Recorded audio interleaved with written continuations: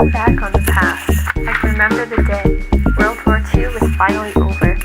We would have celebrated, but our country was being divided. The West Side was given to America, France, and Britain. America made a deal with these two countries and got all of the West Side. However, this was not the problem. When the news had hit us, we were terrified. The Soviets, a communist nation, would be taken over East Berlin.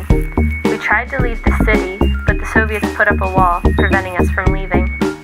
This would later be known as the Berlin Blockade. To help the situation, the Berlin airlift occurred. The U.S. used Britain's Air Force to bring supplies into West Berlin.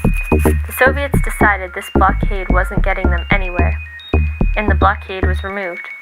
Even though the wall was missing, Stalin still prevented people from peacefully crossing between the East and West.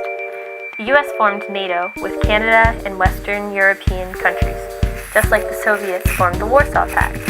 Both groups had the agreement an attack on one is an attack on all.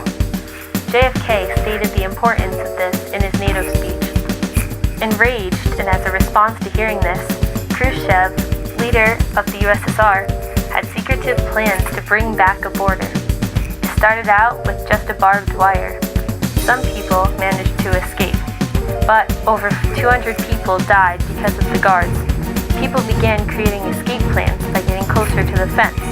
While working as a border guard, one man managed to escape into the west.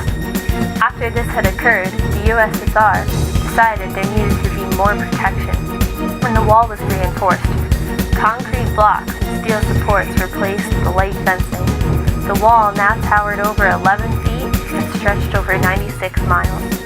All crossing points from both sides were blocked off, and a second wall was added. The chances of escaping now were even narrower than before. JFK tried to support us, telling us not to lose hope. He tried to say he was one of us, but ended up calling himself a pastry.